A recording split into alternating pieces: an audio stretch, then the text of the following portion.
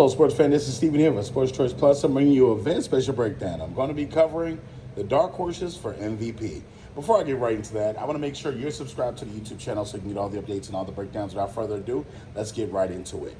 Looking at this offseason with all the additions that the Miami Dolphins have gained and have they lost, Tua still is in a pretty good position to not only carry the Miami Dolphins offensively, but to add a bonus pop to the actual rhythm. When you're looking at Odell Beckham Jr. and you're looking at Waddle and you're looking at Tyreek Hill, you have a team of speed and you also have short-handedness with Odell Beckham, and you're thinking what team in the NFL can cover them from 3 to 2 to 1 as far as receivers go.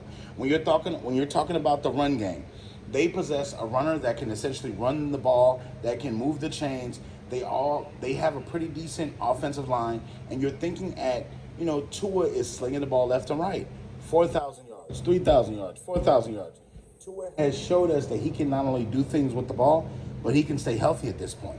If the Miami Dolphins can go on a kind of stretch run like they had last year and actually finish the season, Tua is definitely going to be in that conversation for the MVP.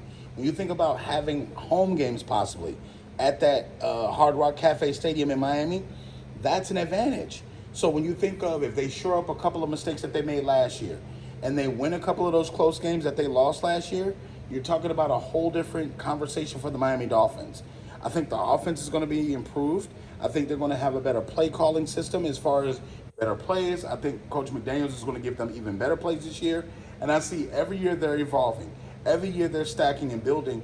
And this gives me hope that not only can they win the AFC East, but they can give the Bills a run for their money that have been essentially at the top of the division since the Patriots lost Tom Brady.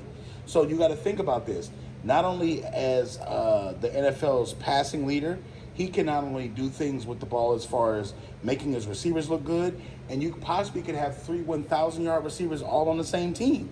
There's nothing that stops me from thinking that Jalen Waddle and Tyreek's not going to get their 1,000, but the underneath work that Odell Beckham Jr. can do, from catching slants, catching tightrope routes, catching stuff that's going across the middle. Odell can do the dirty work.